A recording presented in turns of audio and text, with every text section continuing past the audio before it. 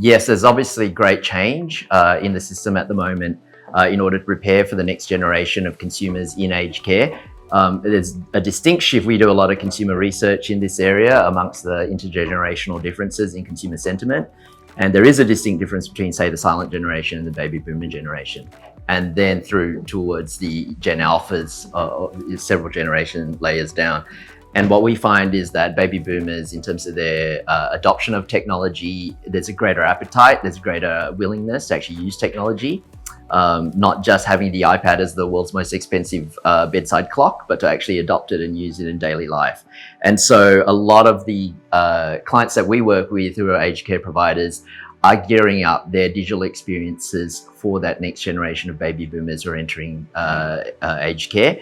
And they are aligning their whole digital front door through to the actual lived experience while they're in care as well, aligning to that kind of digital expectation of what constitutes good, seamless service in aged care.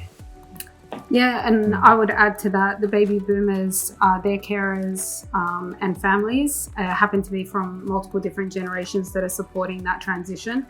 So the more self-serve model and being able to support their parents and families with the digital technologies available.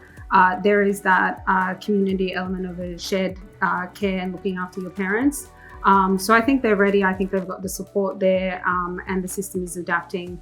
And so is the sector to really meet the needs and support them to have a healthier,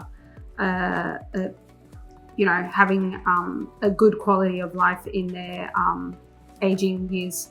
The reforms are driving a lot of those plans that our client organizations are having around moving care into the home as well, and not thinking about aged care as purely a residential or an institution-based form of care. So digital plays a big part in that. What does the average baby boomer expect of a digital experience? It needs to be seamless, it needs to be easy to use and easy to understand, it needs to be accessible, and they want to know what's happening to the data that in return they're sharing with those digital systems as well, and that builds trust between their baby boomer clients and also the parent organizations.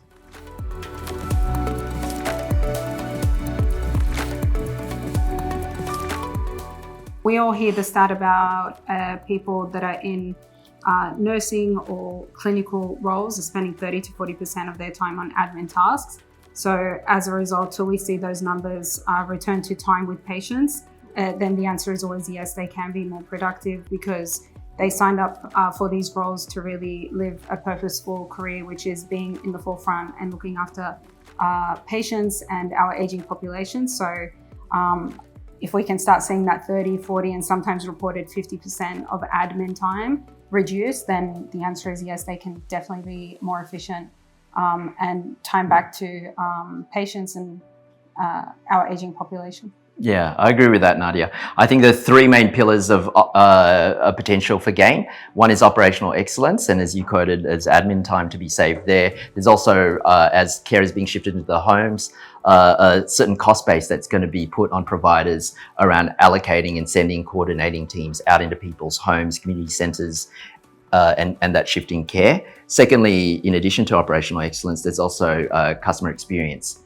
And that's where I see a lot of gains that may not be always quantifiable in dollars, but it will be a huge shift as these reforms take effect and as digital technologies are employed and adopted by the organizations. And thirdly will be staff experience. So as you pointed out, there's a lot of admin and that's not necessarily pleasurable. So how are we also using that digital tech to bring gains in staff experience, which brings ROI in terms of staff retention, not having to spend a lot more money on hiring new staff and looking for that new staff. So there's a lot of gains there to be had in terms of productivity gains in the area. I think there is a whole bunch that does have that ambition, and I would say we probably see a bit of both. We're in a position where we work with a lot of people that are trying to drive that change and are quite optimistic about the future. And again, most operators in aged care are very purpose-driven and want to create a pathway that is impactful. They believe in everything they do day in, day out, and they are trying to move the needle to get there, and the positive mentality shines through across all the change management, digital transformation, as well as the reforms that are coming soon. Yeah, there's no doubt that the reforms are catalyzing a lot of that change appetite. And so it's making it a reality that without system change, process change, people change, and also technology change, that a lot of the aims and ambitions of those 148 recommendations post Royal Commission are going to be able to be enacted. So really a better understanding by our client organizations that they have to pull multiple levers in play.